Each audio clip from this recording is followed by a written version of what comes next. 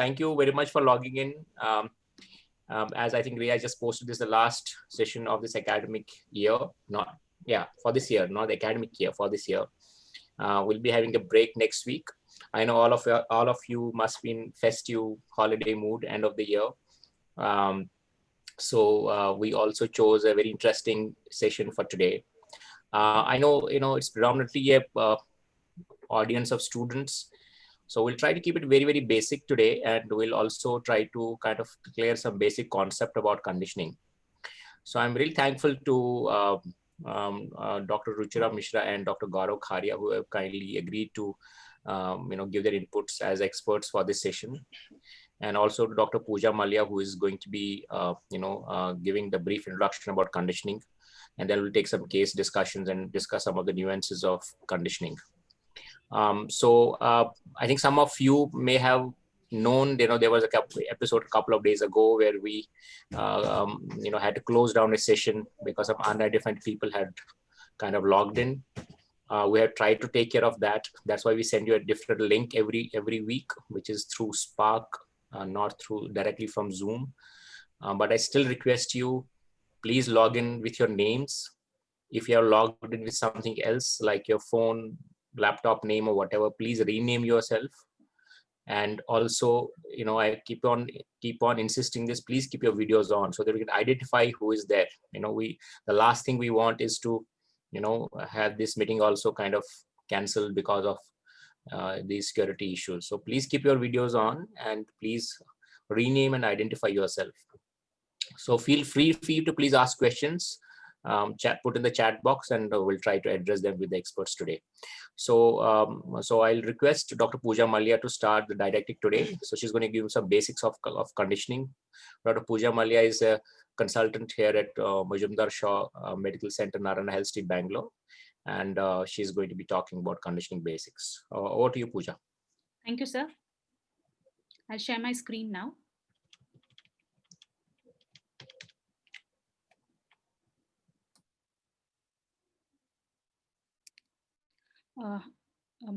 Good evening. Today I'll be speaking about basics of conditioning. I'll be covering this topic under the following subheadings.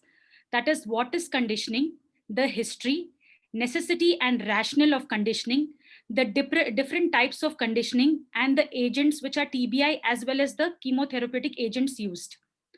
Now, conditioning is the preparative regimen administered to patients undergoing hematopoietic stem cell transplant before the infusion of stem cell grafts.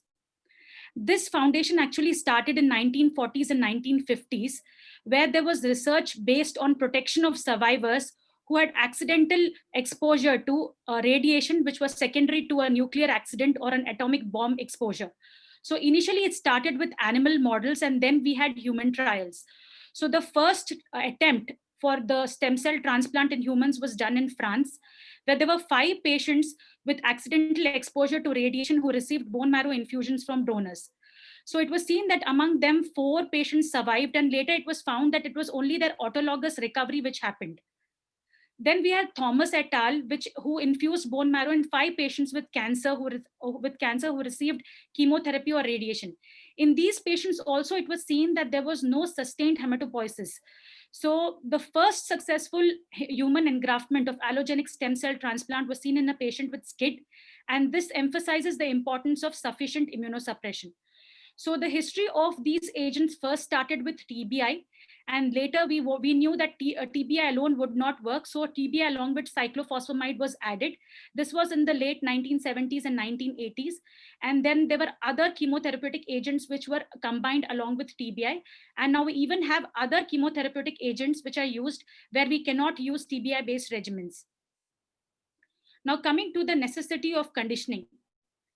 The first would be to provide proper anti-tumor control. That is to provide extended cancer control until sufficient immunological recovery of the donor immune system has occurred to produce a graft versus malignancy or graft versus leukemia effect. The second would be to provide adequate immunosuppression to overcome the robust rejection parameters of the recipient's innate and adaptive immune system. This is basically the host versus graft reaction. And the third would be to make space or to open the hematopoietic stem cell niche within the recipient's bone marrow for the engraftment of the donor stem cells. So I'll talk about these points in detail.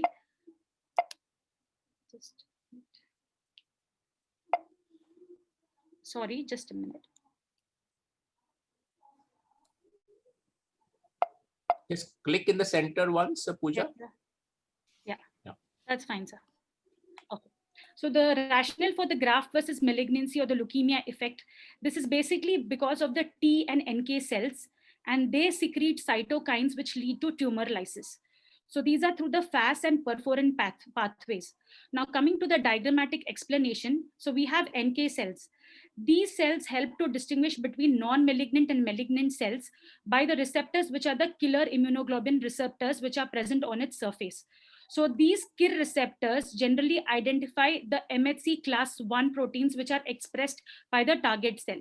So whenever we have a malignancy or a malignant cell, those target cells, they will have a down-regulated expression of this HLA class 1. And hence that is called as a missing self hypothesis. And these KIR receptors then get activated, secreting cytokines and then lead to lysis of the target cell. Now the hematopoietic stem cell niche. This is present in the bone marrow. These are adipocytes, macrophages, and endothelial cells, which keep the hematopoietic stem cells in a quiescent state. They regulate their self-renewal and also influence their differentiation. So what it was told that conditioning would help to open these niches. That can be done by two methods. One is by the augmentation model, where a new niche is created. Second is replacement, where there is replacement of the recipient niche or the leukemic cells in the niche. However, this point has been found to be controversial because in animal models, it was found that when you give mega doses of hematopoietic stem cells and when you give repeated administrations, then you can have engraftment without doing any conditioning. Now, the choice of conditioning, as it says, one size does not fit all. There are various factors which are required to be decided before we choose the correct conditioning. One is the underlying disease, the status of the disease at the time of transplant, the age of the patient, the type of transplant based on the HLA matching, the immunocompetency of the recipient, comorbidities of the patient, and the physician or the treatment center's preference. Now, the classification of conditioning regimens. This was told by the CIBMTR, and we basically have three major classifications, one being myeloablative, then we have reduced intensity conditioning, and the non-myeloablative. It's very easy to classify based on this graph. It depends upon the degree of pancytopenia, as well as whether how much irreversible damage occurs, and the stem cell support required. To speak about all of this in detail, now coming to myeloablative conditioning, this eradicates the bone marrow and induces profound pancytopenia within 1 to 3 weeks from administration. It causes long-lasting irreversible pancytopenia and always needs rescue with stem cell infusion. Examples of these being alkylating agents with or without TBI.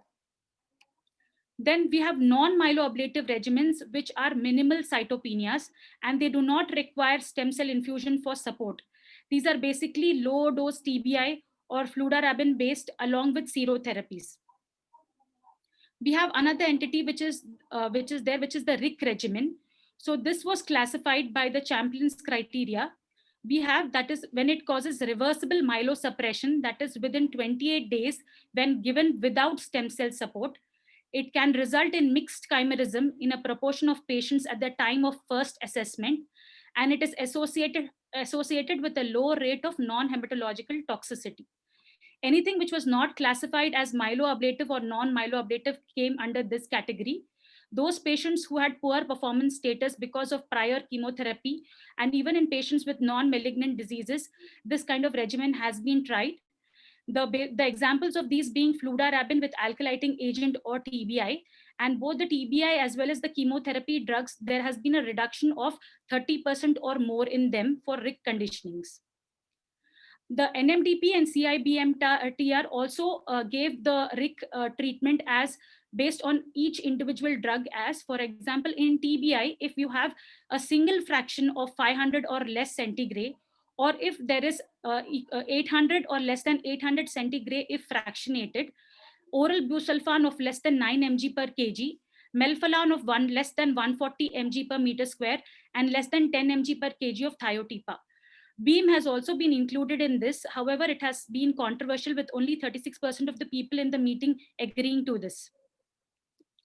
There is an entity called a reduced toxicity conditioning. This falls under the classification of myeloablative conditioning.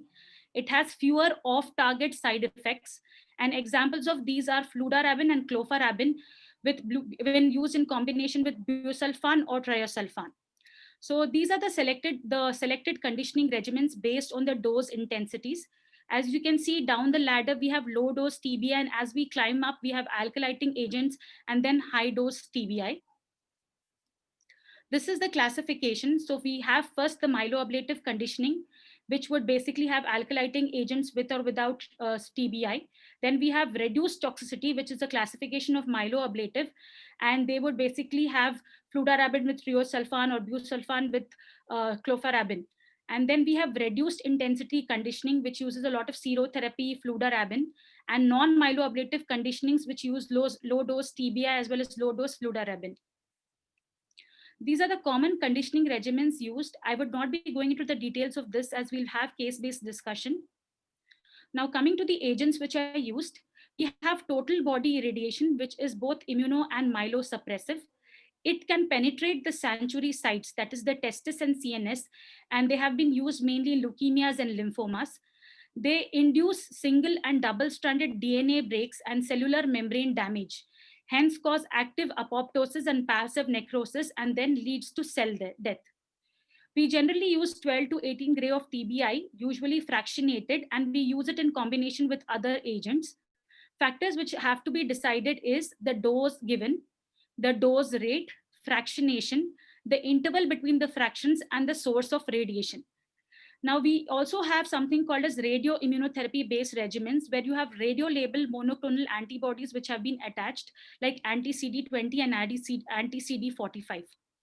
Now, why do we do fractionation is, it helps to decrease the organ toxicity and still has sustained anti-neoplastic effects. This is because we have higher proportion of intact repair mechanisms which are retained in the normal tissues as opposed to leukemic cells. This was a paper which was published which actually showed that when you have hyperfractionation would be that whatever dose you have, you divide it into 10 to 12 fractions. And when it was given with lung shielding, it resulted in decreased incidence of interstitial pneumonitis from 4% down to 50%, which was observed in single fraction TBI without lung shielding. Now, the complications of TBI depend upon the dose as well as the fractionation. So you can have during the TBI infusion, you could have nausea, vomiting, parotitis, skin irritation. The early complications being mucositis, GI disturbances, alopecia, interstitial pneumonitis, and veno-occlusive diseases. Late onsets would be hypothyroidism, cataracts, puberty, short stature, dental complications, renal impairment. You could have cardiovascular complications, pulmonary, bone, as well as neurodevelopmental deficits in younger children, and risk of secondary malignancies. Now, coming to high dose chemotherapy, they should have the following properties. One is to have a steep dose response curve, with myelotoxicity being the usual dose limiting toxicity. Tolerability at high doses. They should be cell cycle non-specific, have a wide biological activity, and should have synergistic effects when used in combination with other drugs. So coming to alkylating agents, they bind to DNA molecules, and as they are cell cycle non-specific, they form inter and intrastrand DNA cross links and hence prevent the DNA synthesis. Examples of these are busulfan, triosulfan, cyclophosphamide, melphalan, and thiotepa. Coming to busulfan, this highly affects the myeloid lineage and has limited toxicity to mature lymphocytes. It has been used as an alternative myeloablative agent to TBI. Coming to the pharmacokinetics, it is available both as a tablet as well as an IV formulation, and it is metabolized in the liver through conjugation with glutathione. The clearance of the drug is age dependent. It has been found that children who are younger, that is less than 6 months, have decreased clearance, with children between 1 to 4 years having higher clearance. Also, Because of large volume of distribution, larger doses are required in children who are less than 4 or less than equal to 12 kgs. So the dose of busulfan is both weight and age based. Regardless of this, dosing should always be based on the pharmacokinetic monitoring. So dosing can be modified by seeing the area under the curve, which should fall between 900 to 1500 micromoles per liter per minute, and the clearance of the first dose. So this is the busulfan dosing, which is given according to body weight of the patient. Now the difference between oral and IV busulfan. Oral busulfan, the bioavailability is highly variable, both inter and intra patient. So up to threefold differences have been found in the area under the curve. Plus, it's a tablet, it's a big size tablet. If you vomit, we need redosing, and it can cause increased liver toxicity. Whereas the IV busulfan is less emetogenic. It can be given as a single daily dose. It has predictable pharmacokinetics and hence avoids the variable bioavailability, and it has an improved safety profile. So because there is less hepatic toxicity, because they avoid the hepatic first pass effect of an oral busulfan. The advantage of busulfan is it crosses the blood-brain barrier, and hence it has propensity to cause seizure, and we generally give anti-epileptic prophylaxis. Toxicities of busulfan being GI disturbances, mucositis, hyperpigmentation of the skin, seizures, VOD, pulmonary toxicity, as well as late effects when there is infertility, gonadal atrophy, and secondary malignancies. Then we have melphalan. Melphalan is a nitrogen mustard. The dose we use is between 140 to 200 mg per meter square. Anything which is more than equal to 140 mg per meter square would be myeloablative. Toxicity basically being hematological, gastrointestinal, causing mucositis. High dose MEL is also known to cause sometimes irreversible cardiotoxicity and renal tubular injury. Cyclophosphamide is a nitrogen mustard. It has both T and B cell functions. At low doses, it will inhibit the function of regulatory T cells and also induce B cell tolerance. In high doses, it can cause profound lymphodepletion, but has less effects on the hematopoietic stem cells and platelets. The dose we generally give is 50 to 60 mg per kg per day over 2 to 4 days. It depends based on the diseases we deal with. The cyclophosphamide is a prodrug.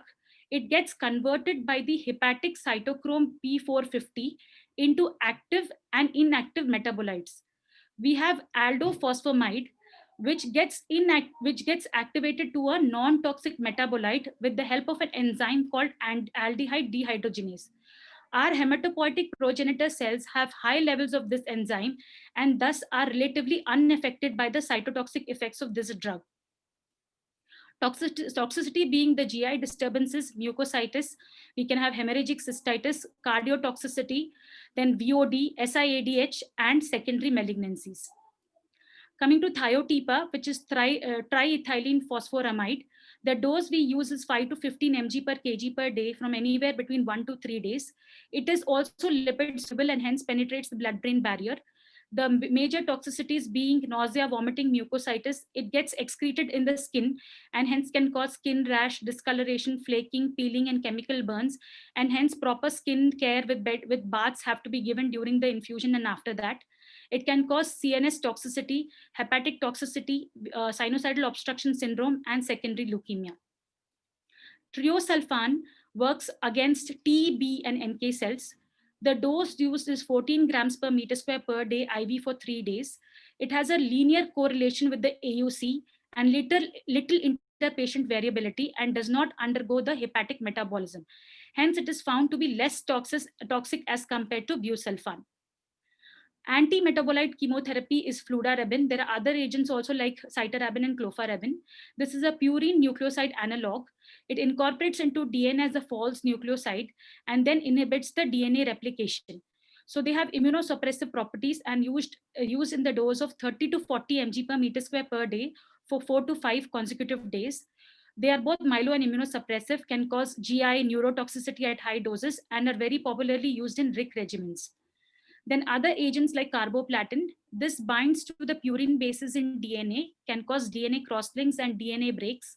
It is myelosuppressive, very commonly used in autologous transplant. These are the doses mentioned, and it can cause GI toxicity, ototoxicity, renal, as well as neuropathy.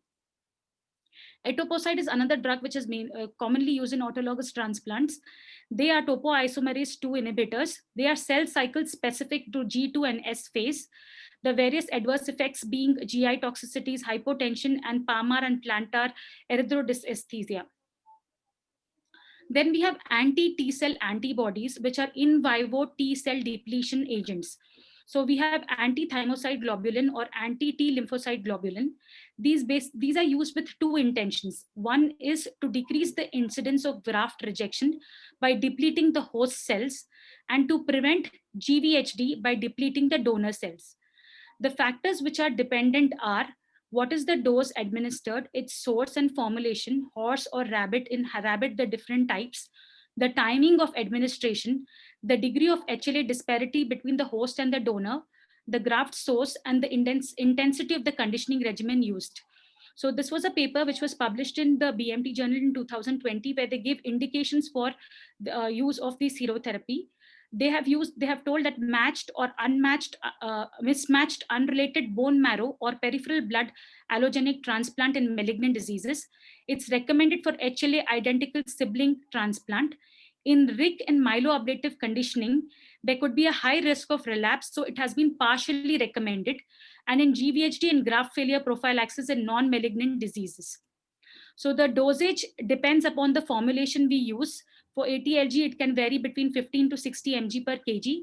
For ATG, it can be from 4.5 to 7.5 mg per kg. Basic side effects could be anaphylaxis, serum sickness, and because of delayed engraftment, there is a risk of viral reactivation. Then we have alemtuzumab, which is a humanized anti-CD52 IgG1 monoclonal antibody. This is a paper which showed that when it was used in pediatric matched unrelated transplants, it reduced the risk of GVHD with no apparent increase in life-threatening infections or relapse when compared with other regimens. So coming to the end of my talk, I would say that conditioning regimens are integral and an important part of transplant. Conditioning regimen has to have two components, myelo and lymphodepletion. The dose intensity of the pre-HSCT conditioning varied between myeloablative, reduced toxicity, reduced intensity, and non-myeloablative conditioning in the decreasing intensity order. And conditioning needs to be decided based on many factors. One size does not fit all. And reduced intensity regimens have made allogenic transplant accessible to older and medically infirm patients. Thank you. So thank you very much, Pooja. That was very elaborate and very concise and very useful. So I think it's one of the best overviews of conditioning I have probably heard. So thank you for that. And I think you set the ground for our case discussion as well. Before we proceed with the case discussions, we have got a couple of minutes to take any questions if there are any.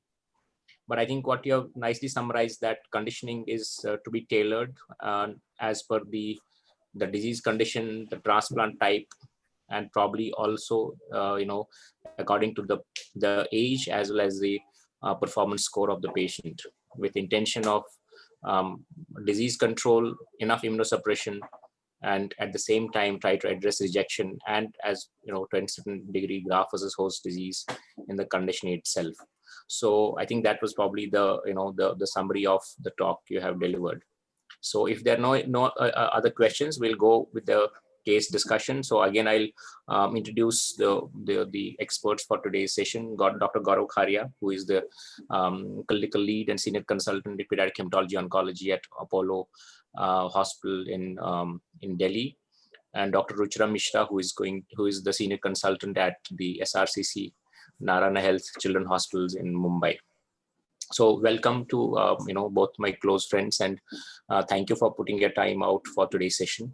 I also have here with me Dr. Santosh and Dr. Salman, who are Salman is the ex-fellow now. He's complete FNB with us here, and Santosh is a second-year fellow at our institution. So they are going to do the case presentations, and then we'll discuss some of the aspects of conditioning. So as it's a conditioning talk, we are not going to get into the details of other things. We'll just focus on conditioning.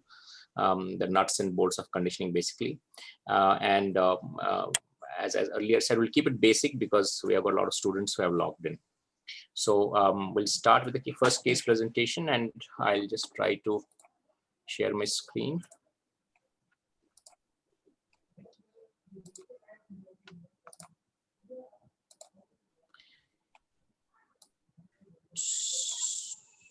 So we are visible, and you can see the slides.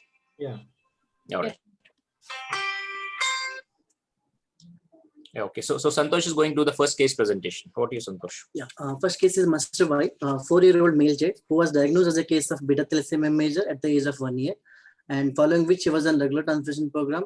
But he had a Bombay blood group which made difficulty during the transplant process for procuring his blood. So to summarize, he was a case of thalassemia major, and this stratification, he was falling into Pesaro class 1. Luckily, he had he has a 6x6 match with brother as a donor and having same Bombay blood group. We used stem cells, bone marrow as a stem cells for his transplant. So to summarize, we have got a 4-year-old Pesaro class 1 thalassemic boy who has a fully matched donor. Now, Dr. Ruchira, what conditionings will you choose for this this particular patient, and why? So, Sunil, this is a Pesaro class 1. This is a young child. He may not have had a lot of transfusions. One of the biggest reasons that I assume we're transplanting him is that he has this very rare blood group that he has. So when you're looking at the transplant and conditioning regimen for these kids, you'd be looking at what their liver toxicity. Ruchira, just 1 minute. There is some background noise. Ria, can we unmute the attendants, please? No, I have muted everyone. Debashish, please mute yourself. Yeah. Okay. Yeah, sorry, carry on. Yeah. So for me, this is a child whose liver is still very good. And he doesn't have a lot of hepatic toxicity that I'm dealing with. So something like a BuSci regimen would still be a very good conditioning therapy that we could choose for him. Those kids who have a lot of liver toxicity, or where you have an older child, then when you worried about VOD, then you would think So that busulfan may actually that we can take that situation later on. So in this particular case, what you rightly said is a class 1 low risk thalassemia patient, a matched sibling donor transplantation. So this is what we kind of use at our unit. We use BuSci based conditioning, but we have been adding fludarabine and ATG in fact to all the matched sibling and non-malignant transplants. So any comments on I think Pooja had briefly kind of mentioned that, but especially on busulfan and ATG, any comments on that? So with busulfan, we know that previously we had oral busulfan available, and the pharmacokinetics was very, very difficult to monitor. With IV busulfan, it's definitely much easier. We know that the busulfan dose that we're giving right now is myeloablative in this condition. So 16 milligrams per kg being given to him over 4 days is a myeloablative regimen that you're giving. We have to make sure that the liver is functioning properly in these patients before we do that. With ATG is more lympholytic. So with a matched sibling donor, I probably wouldn't choose ATG with these patients, is what I generally, we could probably just do BuSci or BuFluSci with these patients. But with Correct. the matched, Correct. So I think busulfan is important to kind of, it would have an ideal if we could have done the levels, pharmacodynamics, and done the AUC levels targeted as per that. But unfortunately, those levels are not available freely in our country. And as Pooja also showed, busulfan dosing has to be as per the weight. And we have kind of burnt our fingers, sometimes exposing them to lesser doses and sometimes to more doses. And that's, I think, to balance that, we have been using fludarabine with busulfan over the last few years. But you're right, we can probably use only BuSci, Bu of 16 and Sci of 200, and ATG plus minus. But I think we'll have a full session of ATG later in the day, and we'll discuss some of the aspects of ATG later on as well.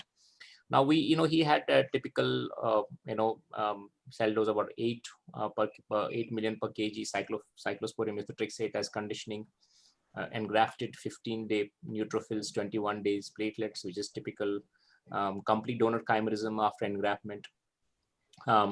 Kind of usual side effects, but he still had mild VOD, which didn't require any any interventions. It recovered by itself. Although it was a class 1, but still had a mild VOD which recovered. So pretty much straightforward course. Now we have a second case, which again Santosh is going to be presenting. Is a Master Y, again 4-year-old male child who was diagnosed as a case of thalassemia major at the age of 4 months. He was on regular blood transfusion and good chelation. His chelation started at the age of 2 years. Then according to recertification, he was falling to Pesaro class 1. The family was keen on transplant, but unfortunately, we didn't had any unrelated donors or matched sibling. So the family was offered a plan for the haploidentical transplant with father as a donor. Source of stem cell was peripheral blood with the T cell alpha and beta depletion and CD45 RA depletion. Exactly the same kid, almost, same age, very low risk patient. But unfortunately, we don't have a fully matched donor in the family. So how do you approach now this case for a mismatched stem cell transplant? How do you choose, and what conditioning would you choose, and why? So this is for me, Sunil? Or... Yeah, Gaurav, please. Yeah. Shall I summarize again? No, it's fine. I thought you're still directing your questions to Dr. Ruchira. Yeah. So basically, we have this 4-year-old boy, Pesaro class 1, no matched sibling donor available, and I suppose there was no matched unrelated donor also available. So we resorted to a haploidentical transplant, which is a very valid approach nowadays. And EBMT guidelines very clearly illustrates that in case where matched sibling donors or matched unrelated donors are not available, haploidentical transplant can be considered as a clinical option for diseases like thalassemia, transfusion-dependent thalassemia, or sickle cell disease. Now here we opted for a T-cell depleted transplant. Usually what we do at our center is we mainly do T-cell replete transplant in such cases for hemoglobinopathy. So our protocol is a little bit different. It is T-cell replete transplant. But prior to that, what we try and do is we try to do a little bit of myeloablation as well as lymphoablation prior to transplant, which is a new concept which has come up in past 5 to 10 years, called as pre-transplant immunoablation or pre-transplant myeloid and immunoablation. So we try and give 1 or 2 courses of those pre-transplant immunosuppressive medications, and then take them up for transplant using haploidentical donors with reduced toxicity conditioning, which includes fludarabine, cyclophosphamide, thiatepa, single fraction TBI, ATG, either thymoglobulin or Fresenius Grapolon, and then post-transplant cyclophosphamide along with sero and MMF as GVHD prophylaxis. Yeah, so thank you, Gaurav. I think you probably highlighted it very well, that same patient, it's the same class, same disease status prior to transplantation, but just the donor has changed, and the lot of strategy has completely changed. So as you pointed out, we use 3 preparatory immunosuppressive cycles before transplantation. We use here at center fludarabine, cyclophosphamide, dexamethasone, and he received that 3 cycles prior to transplantation. Again, at the same time, I think as you highlighted, again the conditioning has changed a little from the matched sibling now to a haplodonor. We have added, this is again a myeloablative conditioning with ATG, as you highlighted. And we had added rituximab just because it was a T-cell depleted transplantation. It was probably not required if you use a T-cell replete transplantation, which you highlighted, and can also be another strategy to transplant the child. So this patient had a full myeloablation with ATG and rituximab with the deplete transplantation, alpha beta depletion and CD45 RA depletion with a decent cell dose of 15.5 million. Sunil? Yeah. Can we tell our students what is the benefit of doing a T cell replete transplant Okay, sure. So or I a will, T cell deplete transplant? yeah. So anyways, he engrafted on time, no major issues. He still had moderate venocrystal disease and required, although no defluride was used, but he required some medical management for that and recovered completely for that from that. So so just for the students here, this is not the basically the, I would say, the the context of the session today, but just to highlight that we can do haploidentical transplantation by two different techniques. One is in vivo depletion, which can be done with post-transplant cyclophosphamide, and we have got a couple of cases today to discuss also with that. And we can do that in vivo, in vitro. That is, we take the stem cells out from the donor, and then we can be depleted. There are various ways of depletion. We can do the full T cell depletion. We can do alpha beta depletion, which are the bad ones. The gamma delta cells remain in the graft. And nowadays we do alpha beta depletion. We also do something called a CD45RA depletion, because we take the CD45RO cells, which are the memory cells, and these are the cells which can be given back post-transplantation for better immune reconstitution. So that is basically the background. So this patient could have had haplotransplantation by either techniques. What we just kind of chose was a T cell alpha beta depletion in this particular case. Now going on to the third case, Santosh. He's another case of thalassemia major who was diagnosed at the age of 2 years of age, but he was poorly managed because of his irregular blood transfusions and irregular chelations and huge splenomegaly, for which he underwent splenectomy at the age of 7 years. Recertification means he was falling into Pesaro class 3 with post-splenectomy, and the family was very keen on the transplantation, but the sibling was also suffering from thalassemia major, and there was no matched unrelated donors, and he was coming from a different country. So we chose father as a donor, and with stem cell source from peripheral blood, with again same strategy of T cell alpha beta depletion and CD45RA depletion. Now again, Dr. Rucha, this is a question again to you now.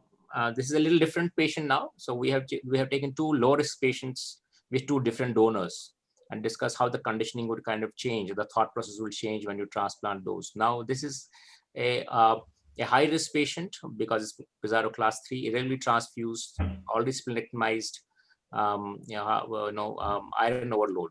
So how will you proceed with this particular patient, and what condition will you choose? So for this patient, busulfan would not be a good drug to choose. Instead of that, I would prefer to use treosulfan. So maybe a treosulfan thiotropofludarabine based regimen would be a better conditioning regimen to choose from. Definitely use ATG, and definitely use your pre-transplant immunosuppressive protocol that we use with the fludarabine, cyclophosphamide, and dexamethasone for this patient. Yeah, so that's exactly what we did. That a little bit of change, because this is a class 3 patient. So we try to avoid a lot of cyclophosphamide pre-transplant immunosuppression. So he had only first cycle as flu-cy-dex and the other 2 cycles of flu-dex only for pre-transplant immunosuppression. And as you said, conditioning was changed to reduce intensity conditioning, which Dr. Pooja highlighted in her talk, based on thiotryp or treosulfan fludarabine and ATG for immunosuppression. Just because it was a high-risk transplantation and multiple blood transfusions had to receive in the past, high risk of rejection, we have added 2 grades of TBI, because it's a high risk for rejection because of the disease status, as well as because there's a haplotransplant which is planned. And so we had added two grades of TBI to address that. And this child had transplant using father stem cells after depletion. 11 was 11 million cell dose. He engrafted pretty fast on day 11, both for platelets and neutrophils. There was definitely a bacterial infection post-transplant and mucositis, which of course recovered. Now this, as I said earlier, we do keep some CD45RO cells back, and this is a typical scenario which happens in normal disease, especially high risk thalassemias, for example. His first chimerism was 93%, and we anyways had planned to give CD45RO cells back, so we gave a couple of those DLIs. The chimerism did improve to around 98, 99% and is holding on that chimerism. It's almost 1.5 year post-transplant now. Now, as a continuation of on this case, Dr. Ruchira, so what I'm trying to highlight here is that, same disease, 3 or 4 different scenarios, and we change our, strategy according to the scenario. So any thoughts on triosulfan? How is it different and from busulfan, number one, and how does it help in these high-risk patients? So just as we've been explained in the previous lecture that we had about the conditioning regimens, triosulfan is a newer modality that has come up, and it has kind of replaced busulfan in its in the conditioning regimens. The best thing about triosulfan is that we don't see veno-occlusive disease as we see with busulfan, and also that the pharmacokinetics are very regular. So we don't see these ups and downs in the pharmacokinetics that we see with busulfan. So you know that you're giving the right amount of drugs, so you don't have a lot of drug dose variations present. So that becomes really easy. There were a few trials with triosulfan, and there was a lot of debate that happened when you're choosing the kind of stem cells for these patients, whether you use a PBSC graft or whether you use a bone marrow graft when you're using triosulfan. But I think that has been overcome now. And most of us continue to use a PBSC graft even when we're using triosulfan. Yeah, so thank you very much. That's correct. But of course, it's a little expensive drug. So that is one of the limitations of using. Yeah, but if the patient develops VOD, the cost of defibrotide is even more expensive. So in a high-risk thalassemia patient, triosulfan and RIC conditioning regimen would be definitely better. These are also myeloablative conditionings, but they are reduced intensity or toxicity, I would say. Reduced toxicity regimens, yeah. So another case. So here we have a Kumari ji, 14-year 9 months old female, who was presented with fever and pancytopenia at the age of 13.5-year-old and was diagnosed to be Fanconi anemia. And following which she received only 2 PC transfusions, no platelet transfusions, and there was no major hospital-acquired infections or hospitalizations. And the clinical exam, she was Fanconi positive. And the family was keen for the transplant, and luckily she had a 6x6 match with her brother. So we took peripheral blood as a stem cell source and go ahead with the transplant. So Dr. Gaurav, you're there? Yes, I'm here. So this is now a 13-year-old, 14-year-old Fanconi anemia with a matched sibling, donor available, not much transfuse, only twice transfusion, no major infections in the past. So what conditioning and what GVG prophylaxis? So, and why? Considering the underlying diagnosis, so these inherited marrow failure syndrome, especially with this Fanconi prototype, we need to be very careful because they have this predisposition for DNA damage secondary to because of the chemotherapeutic drugs which are used during conditioning. So we need to keep this in mind that they can't be dealt like other patients of thalassemia or maybe some kind of leukemia. Okay, so they need reduced intensity, typical reduced intensity. As it's a matched sibling donor transplant, our approach would be to give fludarabine-based conditioning. Okay, so fludarabine along with low dose of cyclophosphamide, plus minus TPI, 2 grades. So that is what we use at our center. So fludarabine, low dose cyclophosphamide, along with single fraction TBI. Now coming to the graft source. So although PBSC has been used here, that is a good alternative, but given a choice and if there is no sort of contraindication, I would opt for a bone marrow as source, especially when the underlying diagnosis is Fanconi anemia. Talking about... Yeah, sorry. Yeah. ATG, yes. I mean, it is debatable because she hasn't received much transfusion, but as a policy, we use ATG for all our patients, especially benign diseases. So ATG is a vital component of our conditioning regimen, irrespective of whether it's a benign disease or a malignant disease. The dose, however, differs depending on the underlying disease and the type of the donor. Correct. So Dr. Gaurav, I think I wanted you to highlight that. I didn't mention it in my case discussion. That was First of all, you pointed out graft source. It was a very good point you raised, because Fanconi anemia patients have a very high risk of graft versus host disease, especially the chronic graft versus host disease.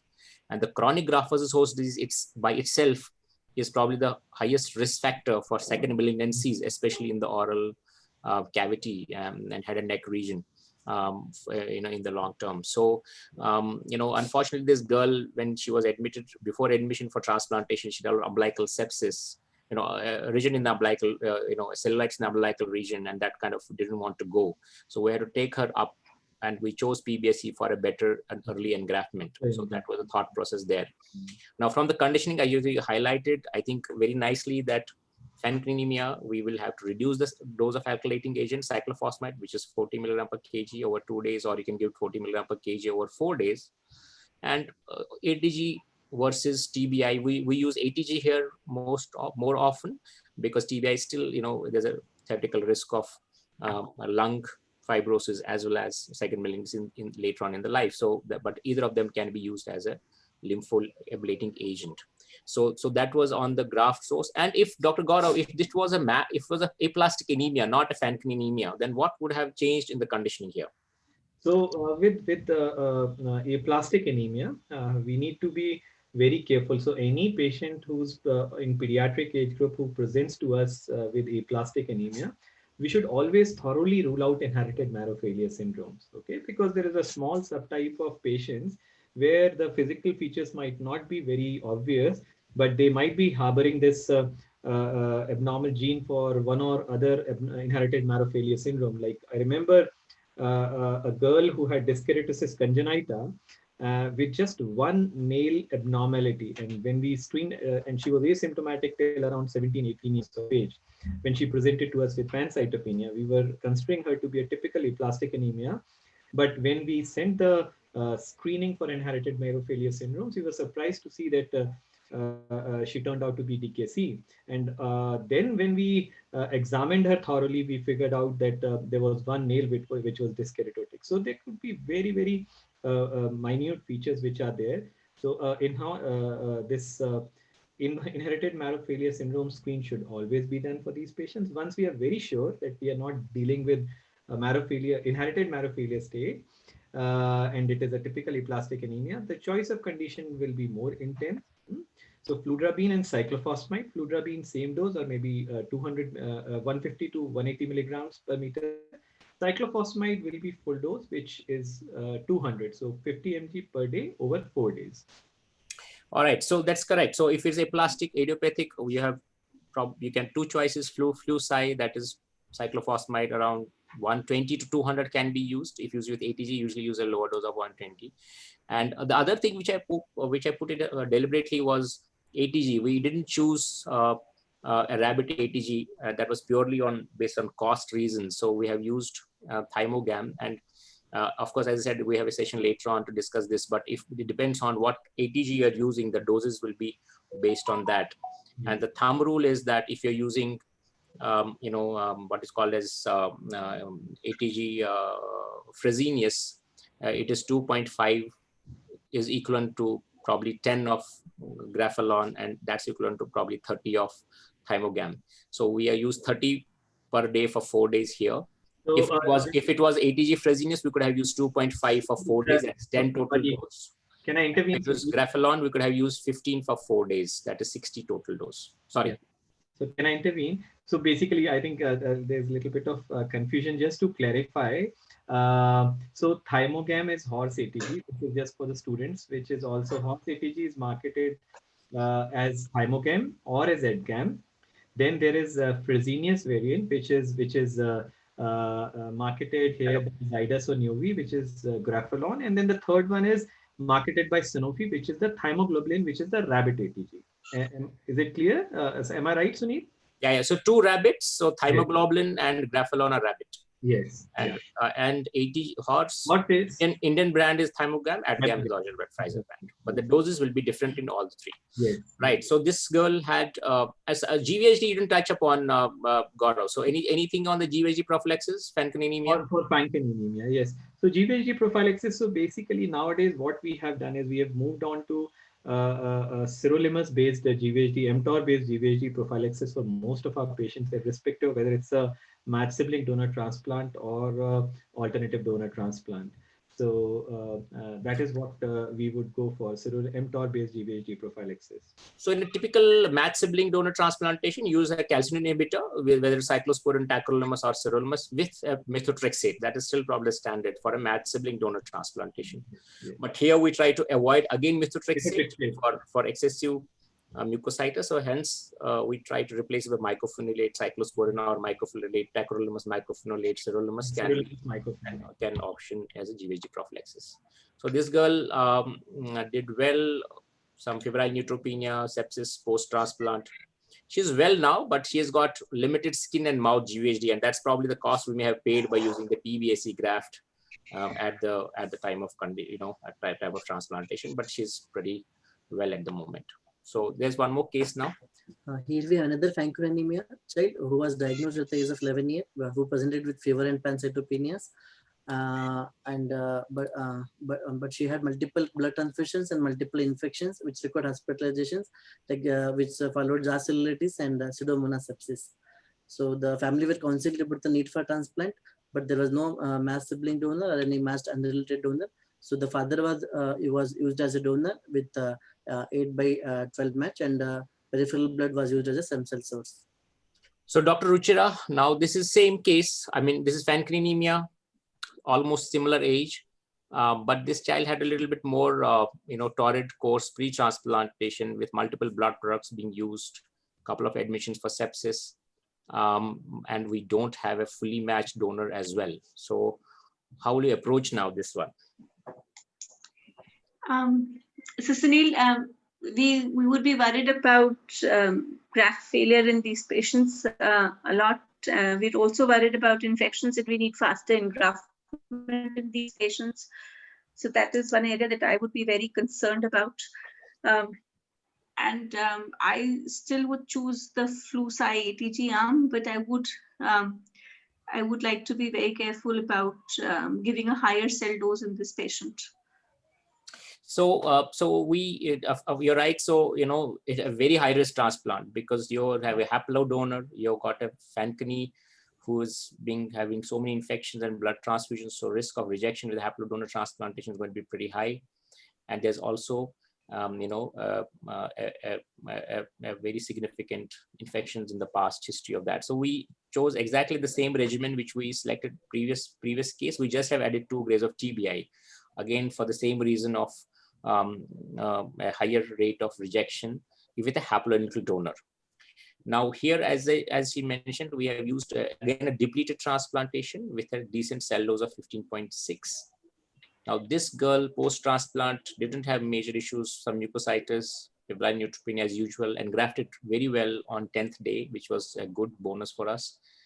But if you see now post-transplantation, there is, initially the chimerisms were pretty okay, but then the chimerisms started dropping after almost a couple of months of transplantation. It went to 60-odd%, then 48%. We had used our CD45 RO-DLIs a couple of times, but very low doses, 50,000 cells per kg that we usually use.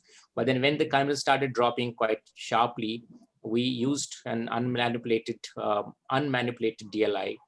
And with that, the chimerism has gone up now and is persistent, and full donor chimerism at 98-99%, although there's limited skin GVHD after the 3rd DLI.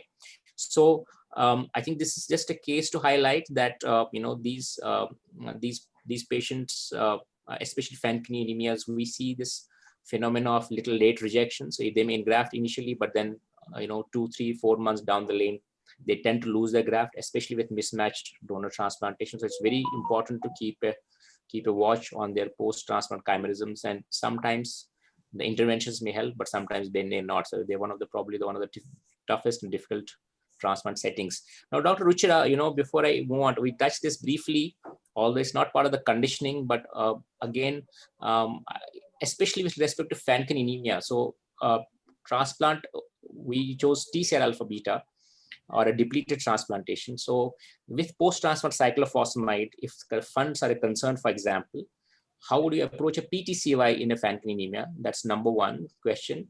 And the second question is that, is this condition wherein at least the depleted transplant has got a little advantage? Yeah, so yes, this is where a T-cell depleted transplant would probably be more advantageous, because the dose of cyclophosphamide then becomes a lot. You're using it both pre-transplant as well as post-transplant. So I would then decrease the pre-transplant cyclophosphamide a bit and use it as post-transplant care. That is what I would choose. The post-transplant. So if we had to use post-transplant cyclophosphamide, we wouldn't be able to give 50 milligram per kg per dose for 2 days. That is 100 total dose. We'll have to definitely reduce the dose of post-transplant cyclophosphamide, and the studies have shown 25 for 2 days. That means 50 or spread out 2 days, maybe enough for Fanconi anemias. But I think with whatever limited experience we have with that also, it's a little challenging even to deliver that 50 in our setting. So there's a little trouble with haplo in Fanconi using PTCY. But of course, when finances are an issue, that is something which you can use with a smaller dose of post-transplant cyclophosphamide. Okay, so another case. The next case is a 3-year-old girl who presented with a history of swelling in the right eye for about 15 days. When she was evaluated, we found a soft tissue mass in the superior medial orbit, which was invading the right maxillary antrum as well. On further evaluation, she was found to have acute myeloid leukemia. CNS was negative.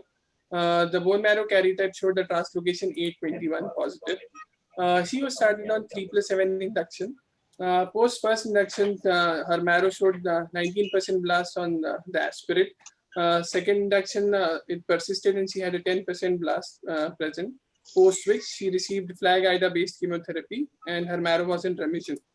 After this, we were unable to get a matched sibling or a matched unrelated donor, and we had planned for a haploidentical stem cell transplant with marrow as the stem cell source. So, Dr. Gaurav, it was unusual, a standard risk, I would say AML, but unfortunately she didn't respond very well to treatment. So she became a high risk based on response evaluation and required a transplant, and there's no matched donors available. So what conditioning will you choose in this particular patient? Yeah, so basically, as you rightly pointed out, somehow this mystery of 821 is still quite big.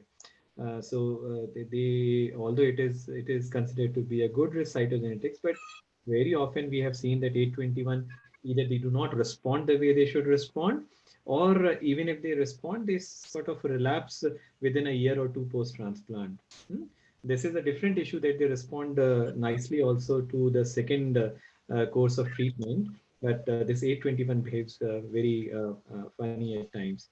Now, as far as the conditioning in this particular case is concerned, so this is a acute myeloid leukemia with haploidentical transplant. So there are a number of strategies which can be used. Okay.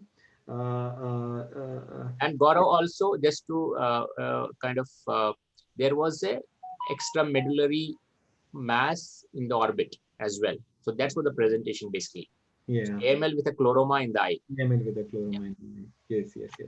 So conditioning, I would go for, as this is a haploidentical transplant, what we would go for is flu trio based conditioning. So flu trio along with low dose of ATG, either we can use Grapholon or we would use thymoglobulin, either of the two. So low dose ATG trio flu, and depends on whether we are using a T-cell depleted transplant or T-cell replete transplant. If we are using a T-cell deplete transplant, then my focus will be more on the pre-transplant. So I might add a second alkylating agent if we are using a T-cell depleted transplant.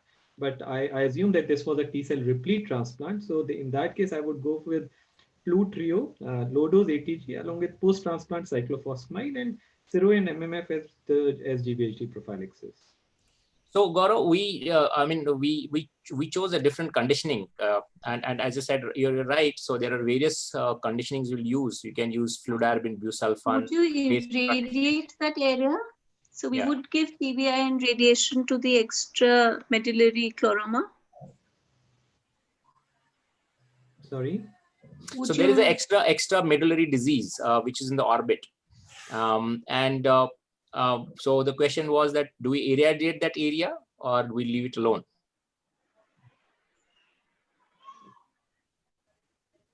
So do we irradiate that area? Okay. Yeah. So, I mean, yeah, orbital boost can either be, usually for AMNs, what we do is, I mean, we would consider this boost separately, or the local irradiation along with TrioFlu or a flu TBI. I mean, TBI Psi-based conditioning can also be given, what we usually use for the ALLs based on the forum trial. Yeah, no, so this is basically AML, and you're right, Gaurav, there are many strategies which can be used. Although I think we probably all agree that probably orbital boost is required for the extracellular disease. But for the conditioning of the transplantation, we have various strategies. We can use fludarabine busulfan based conditioning. We can use fludarabine triosulfan based conditioning. We can use fludarabine melphalan based conditioning also, right? So and we can use TBI based conditioning also. So because there was an extramedullary disease, we kind of chose to use TBI as one of the options. So we used TBI and orbital boost with fludarabine, and it was a post-transplant cyclophosphamide. So the case was basically put in for two reasons. One is the extramedullary disease was there, so we just need to tackle that probably either before transplantation or during conditioning with a boost, and we need to have enough myeloablation for disease control. So we didn't use ATG, what you mentioned. We still do not use ATG for haplo transplantations with PTCY, and I think that's something which, again, probably there's a lot of emerging data which seems to be beneficial to small dose ATGs, which probably we can discuss in the later session in the evening. So we use PTCY cyclosporin MMF as she's now 6 months post, very early. But she had all the haplo transplant problems with neutropenias, engraftment fever, CMV reactivation, but still well at 6 months, and we'll have to wait and watch. So that was this case of AML extramedullary disease. One more. The next case is an 8-year-old boy who was diagnosed as having pre-BCL ALL in March 2017. His CSF was negative. He was positive for MLL gene deletion and ETV6 RUNX1. He was started on BFM ALL 95 protocol and completed his chemotherapy in December of 2019. He had a testicular swelling which was evaluated in April 2020 and was found to have a combined early relapse, which involved CNS, bone marrow, and testis, post which he was started on UQLL R3 protocol. Now, he had a very complicated course with repeated episodes of fever and neutropenia, episodes of neutropenic enterocolitis, pancreatitis, acute kidney injury, and lower respiratory tract infections. He also happened to develop cardiac dysfunction, which was attributed to sepsis or could be as a result of anthracyclines that he had received. We were able to give chemotherapy up till week 7 of the R3 protocol, post which fortunately his MRD was negative. We were fortunate enough to have a match sibling donor for him. His brother was a complete 10-by-10 match, and we went ahead with the stem cell as the source for his transplant. So now this is Dr. Ruchira, ALL early relapse, combined relapse. So bone marrow, CNS, and testis. And we have got a match sibling donor, but performance score is a problem. He had very horrendous induction and post-induction course, although the disease is in remission now with MRD negativity, but that is the background. So what would you suggest in conditioning in this background in this particular case? So there are different regimens for ALL which are promoted. Initially, we were using a Psi TBI or a TBI Psi based approach. It still holds good if you don't have a CNS disease, but studies have shown that a Psi etoposide, TBI etoposide regimen is much better if you have CNS positive disease. So one between choosing a non-TBI based regimen and choosing a TBI based regimen, this child with the CNS disease would benefit from a TBI based regimen is what I would think. He'd also benefit from an etoposide based regimen as well. But because he's had so many problems prior to the transplant, you would need to look at something that is a reduced toxicity regimen for him. And in view of the testicular involvement as well, he would need a testicular boost there as part of his conditioning regimen as well. So I would be looking at maybe TBI etoposide as the conditioning regimen with a testicular boost being given to him. So yes, so I think Ruchira, you're right. So our we have to deal with the bone marrow disease. We have to deal with the testicular disease and the CNS disease. And at the same time, we also have a poor performance score with a cardiac dysfunction. So we there was what we were thinking is that this is better to use a RIC conditioning for him, a mild conditioning. But keeping in mind that he had very early relapse and it was at multiple sites, so we still chose to use TBI and gave testicular and cranial boost. But we kind of I don't know, but we just came up with a 30% reduction in the etoposide dose. It would have been 60 milligram per kg. We gave 40 milligram per kg. So that was the conditioning we used for him. He had PBSE again. At a standard cell dose and cyclosporin matrix as a prophylaxis, but he had a very torrid post-transplant course. He didn't engraft till about day 14, day 15. There was febrile neutropenia, acute kidney injury, CMV reactivation, and we lost him. Almost 23, 24 days post-transplantation. Now, in the retrospect, again, I know we still are not very sure whether we would have done anything different. For any thoughts, Ruchira, anything different could have been done? No, I'd probably still do that. Maybe slightly reduce more. So give 30 milligrams per kg of the etoposide dose. But I think I would still choose the same conditioning regimen. So that was example wherein we have to kind of deal with multiple sites. So we discussed how to address different sites. Any thoughts on, not on this case, but otherwise, I think there's still a question about TBI versus chemotherapy conditioning. Yeah. So pros and cons of both. Igor, I want to take that. TBI versus chemo conditioning in ALL, pros and cons. So basically now I think it's more or less very clear that TBI based conditioning, if there is no contraindication, they have almost a 20% survival advantage over non-TBI based conditioning. So this Poland trial, which has been, the results have recently been published in 2019, 2020.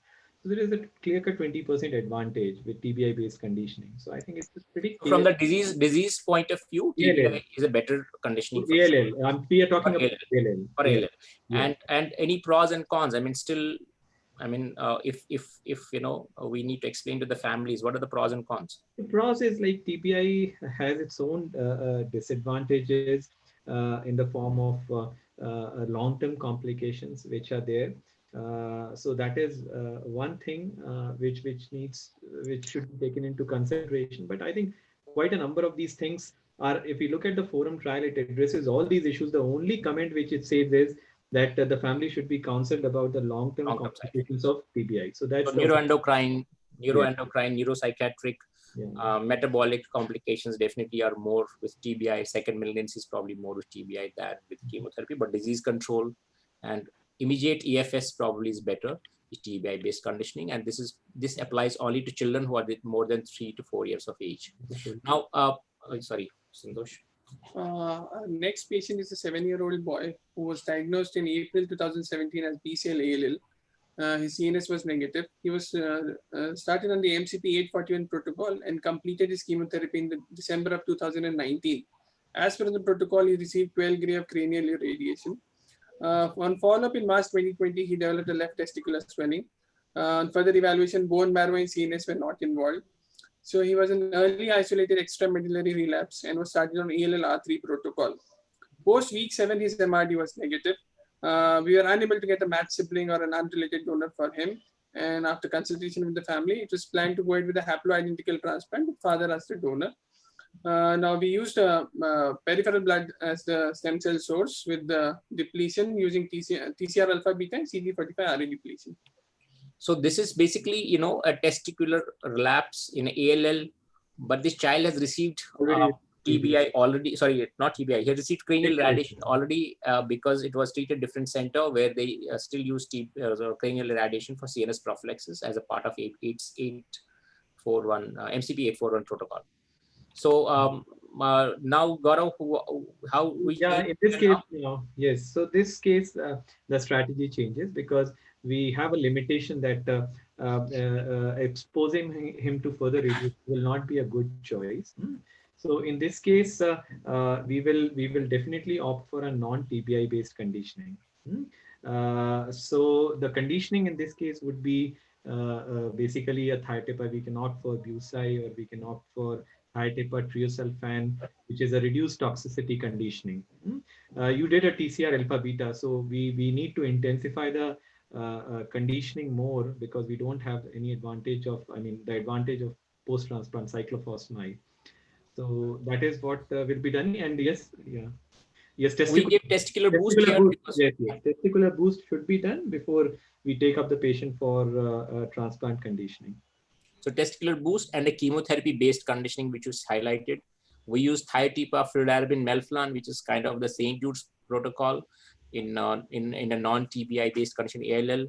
But there are various others which you just highlighted. It can be thiotepar triosulfan-based as well. It can be busulfan, cyclophosphamide-based. It can be fludarabine, busulfan-based. So these are 3 or 4 probably options which could be used on this child. But we chose this because of thiotepar being inbuilt in this protocol, and we use testicular boost.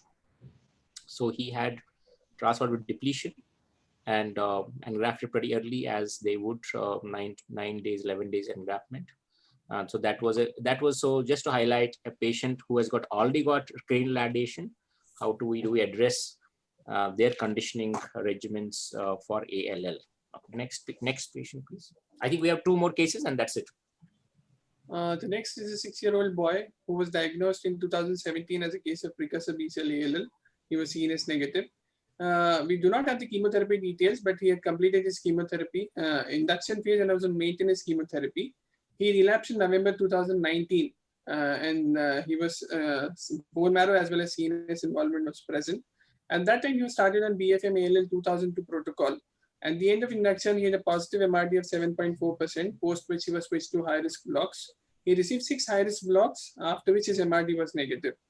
In the quest for a donor, the sibling was about 2/10 match. So we were planning for haploidentical HSCT with father as the stem cell donor. The plan was to use bone marrow as the stem cell source with RBC depletion, as there was a major blood group mismatch. However, during the stem cell collection, we had got an inadequate dose, and then we resorted to a stem cell peripheral blood collection the next day in order to compensate. So, so summarize, we have got an early bone marrow relapse and a CNS relapse. Treated elsewhere, we don't have full chemotherapy details, but he was treated with, at the time of relapse, he received high-risk blocks, and but was MRD negative. And now he's come for a post-transplant cyclophosphamide haplodonor transplantation. So what conditioning and any thoughts here, Dr. Ruchira? So a TBI-based conditioning regimen with a cranial boost to be given to him. We could probably use, we would have to use post-transplant cyclophosphamide in this case. So therefore, I would prefer to use etoposide upfront and then use PTCY as a post-transplant care for him. So I would think of, and also because you use the peripheral blood stem cell, would you like to put in ATG as well in these patients? But since it's a haploidentical transplant, the ATG bit would be kind of debatable as well. So we of course, we use cranial boost for CNS disease, TBI. We have been using etoposide for all the haplotransplants with PTCY, but recently, last year or so, we changed to TBI fludarabine. There's a publication which was in 2019, which showed, TBI fludarabine being well tolerated, especially with PTCY, and with probably better toxicity profile. So that's what we have kind of moved to. But these are both are feasible options: TBI etoposide or TBI fludarabine as a primary conditioning with cranial boost. PTCY we have used. We use bone marrow predominantly. We have just compensated a little bit with the PBSC as a boost of the cell. So he received PTCY, tacrolimus, MFS conditioning. But as usual, haplotransplant hemorrhagic cystitis, engraftment syndrome being problems post-transplantation, although engrafted on day 15. Now, this is the last thing. So this is a rapid fire kind of a thing. Gaurav, preferred condition for neuroblastomas. And what are your thoughts on single versus tandem transplanting for neuroblastomas? So so what we have been doing is we use Bumel conditioning and a single transplant, single autologous transplant. Currently, this is what we are following: Bumel single transplant. So, any advantage of any other conditioning regimens which can be used? Other conditioning is CM-based conditioning. So that is the other choice of drugs which can be used. We have been using Bumel, so we just stick to it. Haven't faced any major challenges with it, but yes, that is the other choice of conditioning. And so single versus tandem, you have any thoughts whether it's better to have single, or tandem? So single transplant is single autologous transplant is what we follow currently. But yes, there are I think enough case reports, enough evidence now that tandem transplant might also be helpful. But I doubt that's a standard of care as of now. So just to add for our students, so initially there was CEM being used as the regimen where they used carboplatin, etoposide, and melphalan. And then there was one school which was using busulfan, melphalan as the conditioning regimen. And then the Germans proved that the busulfan, melphalan was actually better than CEM. So most of us have actually shifted to a Bumel regimen rather than using the CEM regimen. Tandem transplants are supposed to offer you a better event-free survival and overall survival as compared to single transplants. But yes, in India, because cost is a major issue, we still haven't made it a standard of care as of now. So that's correct. With carboplatin, etoposide, melphalan-based conditioning, renal toxicity and mucositis is a very significant problem, toxicity post-transplant. So and as Dr. Ruchira said, the European experience compared the two, and Bumel seems to be better. Now, Ruchira, conditioning I think we discussed all the patients who are more than 3 years of age. So conditioning younger children, and what will you define a young child? What age cutoff, and how would you condition them for ALL? Yeah, so most of our infants and children who are less than 3 years, we would be very worried about offering TBI to these patients. So we'd like to use a TBI-free regimen for these patients. So Interfant actually started off by using a Bucy-Mel regimen for our infant ALLs, which was a TBI-free regimen, but they found a lot of toxicity happening there. And so they've also now shifted to either a trio-flu thiotepa regimen or use a blue flu thiotepa regimen as well. So, but the main thing, the takeaway should be that we have to try and avoid TBI in these patients. So what would be a young patient for you? Is 3 years Anyone okay? less than 3 years, yeah. So, so that's again probably 3 to 4 years. Probably, I think it's important to discuss with the families. It's a kind of a gray zone. Some people still think 3 is okay. Some people think it's 4 is probably the appropriate age. But that's, I think, important to discuss, especially in that age range too, with the parents, with the pros and cons. I will leave the last one, serotherapy, when and where, because we have a full-fledged session at 7, Gaurav, or? Yeah. So it's 7. 7. So we'll discuss nuts and bolts of serotherapy later today. And, from one of the gurus of in vivo T-cell depletions, Yab Bolan. So I think you probably should log into that and hear a lot about serotherapy. So that's what I had from the cases, and thank both Salman and Santosh for making these cases, putting these cases together. I think we try to kind of put different perspectives and into consideration, and kind of try to explain on the cases how you change and how you kind of tailor your conditioning based on the disease, the risk stratification, the type of donor. Now, if there are any questions, so we will take them. Okay, so the question is that Dr. Satyendra said कि anti-HLA भी बता देते haplo setting में. This was a conditioning session, but we can take that question, or Then he also said about NK cells. Okay, we can take that question. Any upper dose of cyclophosphamide if it's to be used as a both part of conditioning and also PTCY? That's the second question. So I'll take the easier question first and then the most difficult question. Ruchira and Gaurav is going to answer. Yes, there's an upper limit. We usually do not cross 200 milligram per kg of cyclophosphamide. So if there's a PTCY to be used, 100 you have to use post-transplantation. Try to restrict to 100, 120 before transplantation. So usually do not cross 200 milligram per kg in a PTCY setting. So that was the easier one. Now the most difficult one. So Ruchira, anti-HLA antibodies in haplo setting. So although Dr. Satyendra Kateva has gone to take a shower, but we can still answer this question in his absence. So if you have an anti-HLA antibody present, if you have anything that's more than, so we use a cutoff of about 1,000, but it says that anything above 5,000, you should change your donor. And if you have anything above 1,000, then you have to give them some therapy before you take them up for transplant. Otherwise, there's a very high risk of rejection. So these patients, we've been using rituximab, but the options are you could use plasmapheresis as well. If anybody says something else. So yeah, I think, this question is quite relevant for haplo settings.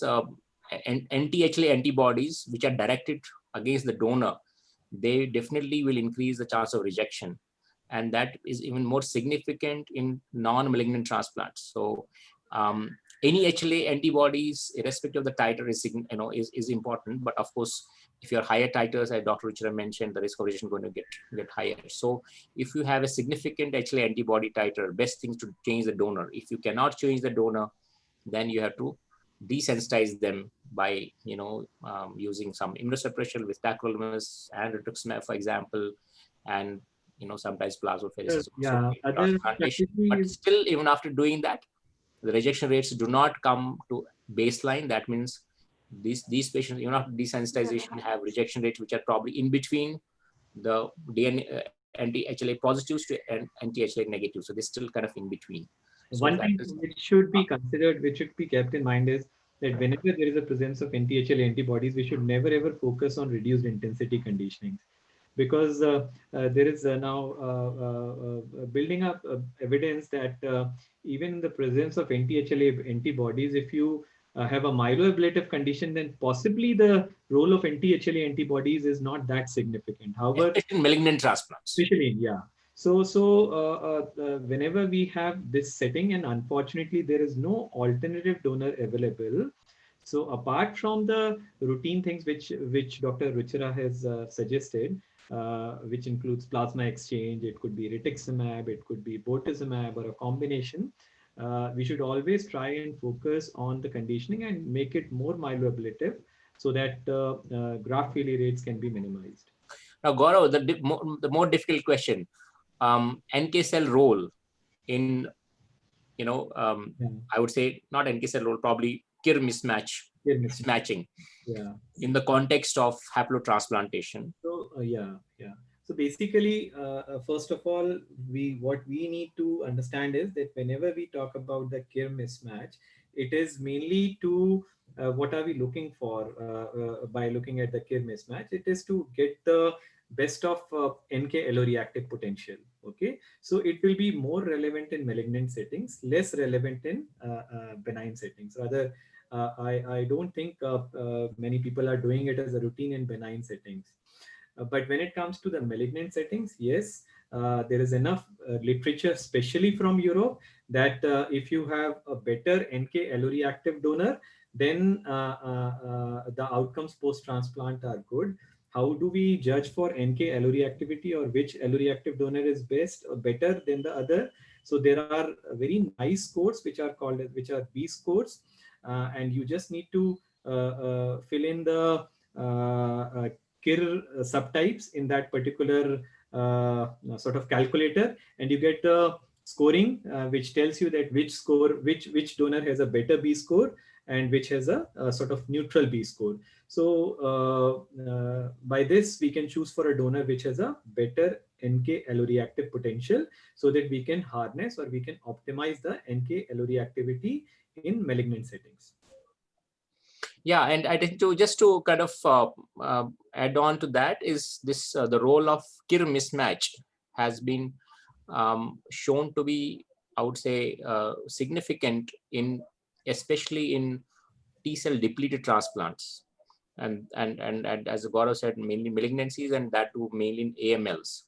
So in a non T-cell depleted transplant, which is post after cyclophosphamide, somehow the KIR mismatch advantage, survival advantage of disease, advantage is not there. So I think that's something still probably that needs to be understood. But if especially you're using a T-cell depleted transplantation, and of course you have an option of both parents or sometimes parents and siblings and other haplodonors, so you can use KIR mismatch or KIR error reactivity as a parameter for donor selection for a better GVL effect. So that was on the KIR typing. So any other questions anyone has? Any upper dose regarding the cyclophosphamide? There was. I just want to make a comment that yes, 200 is the sort of a standard thing, but if you look at certain conditioning, especially the Thai group, they have used the cumulative dose, including the conditioning and post-transplant cyclophosphamide, as 240 milligrams. Yeah, 220, 240. I haven't encountered a regimen which uses it more than 240 milligrams. Cumulative dose we are talking about, like pre and post. But I'll be very careful in Indian settings to use more than 200 because the toxicity, especially the gut, becomes quite significant. So it will be a real challenge with such a high dose. Students are here, Sunil. So basically, these are very challenging scenarios, and especially in benign settings, there is a lot of focus now on the pre-transplant strategies and where you prepare a patient pre-transplant, which is called as pre-transplant immune suppression or myelosuppression. So that is a very important aspect, because by using a pre-transplant a preparatory strategy, you can decrease the intensity of the conditioning. Okay, so thus you can even sort of offer transplant to patients who are otherwise ineligible for transplant. So that is like the third case which Sunil showed, the case of thalassemia, class 3 thalassemia. So it was possible because of the pre-transplant preparation which he did. Otherwise, if you would have directly taken up for transplant, then it would have been a very, very challenging scenario. Ria, can you unmute Dr. Purna Kurkure, ma'am? She is, I think, something to say or ask questions. Yeah.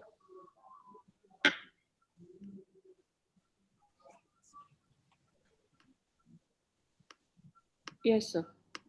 Purna ma'am, you are unmuted now. Yes. Sunil, Gaurav, and Ruchira, I have one query always in my mind. Yes, that there is a garden variety of all the, like it is like a la carte which has been spread out in terms of many conditioning regimen. And this was the case to begin with in pediatric oncology protocols also. Unless we became very strict with the protocol, we never got any answer. Like stepwise we progressed in oncological conditions. So there are many rationale, but why like a bunch of patients like Fankini being treated with X protocol? Or I always ask Ruchira this, that why transplanters don't do the disciplined way the pediatric oncologist did. Can you tell me? Because then it will lead to somewhere. Ma'am, so actually, there are a lot of protocols. I mean, most of the protocols are very disciplined protocols nowadays, and that is reflecting in the success which we have achieved in transplant settings. But yes, these are sort of individual variations or country-specific variations which we have to manage. For example, like we were managing set of sickle cell disease patients in Europe at a particular center. So our strategy was pretty clear, and we were getting decent results by offering haploidentical transplants with that particular strategy. After moving here, and when we started catering the patients who were coming from Africa, when we started using the same strategy, unfortunately, our failure rates were almost 20% more than the graft failure rates were 20% more. So then we sort of thought that what else can be done. We improvised our strategy. We made further modifications, and with the third modifications, like our outcomes are even better than European outcomes. So no, I agree, Gaurav, that we have to modify to our needs.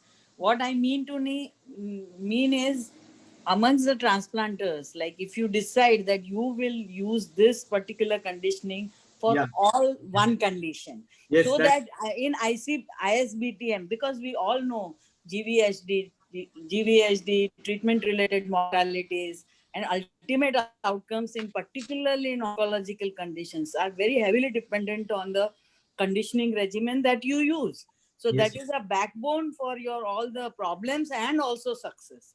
So if you do, Ma'am, I think your question is very valid, and I want to say that probably the conditioning protocols are probably the most disciplined in the pediatric oncology what we do at the moment.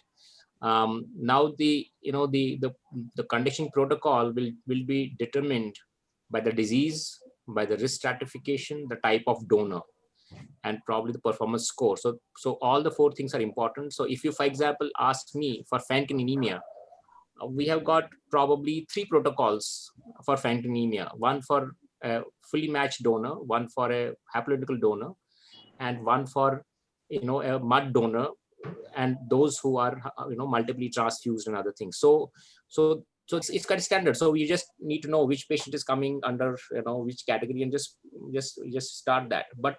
But to have a uniform protocol inter-disease and inter-donor groups I'm not is very telling difficult. inter-disease. But Sunil, of course, every unit has to have and all of us more or so use almost similar protocol platforms. But there are some things which play. I think I put that case, for example, with Fanconi anemia, where we use thymogam. Thymogam may not be the standard of care. I would say that is HOS ATG in Europe and North America, but that is a modification probably which we had to do for the cost reasons. So economics comes and plays a role. For example, triosulfan, thiotropin based protocols are kind of the I would say the more standard protocols now in Europe, but we still haven't adapted them so well because economics and finances play a big role. Is there any move from ISBMT to do this as a protocol so that we can bring down the cost of the conditioning regimen by pressurizing the pharma industry? And I think this is not the right platform for that, ma'am. I know. No, ma'am.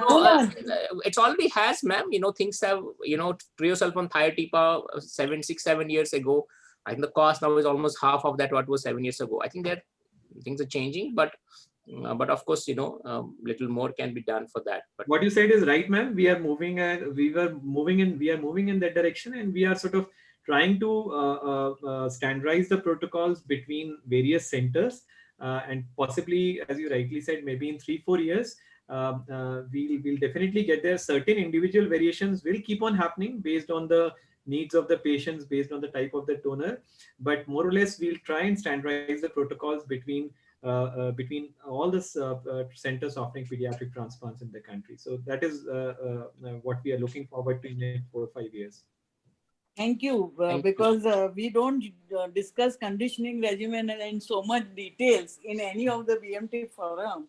So I thought I would raise this issue just as a stimulus. But yes, ma'am, it's a very valid point, very appropriate point. Yeah. Sure, good.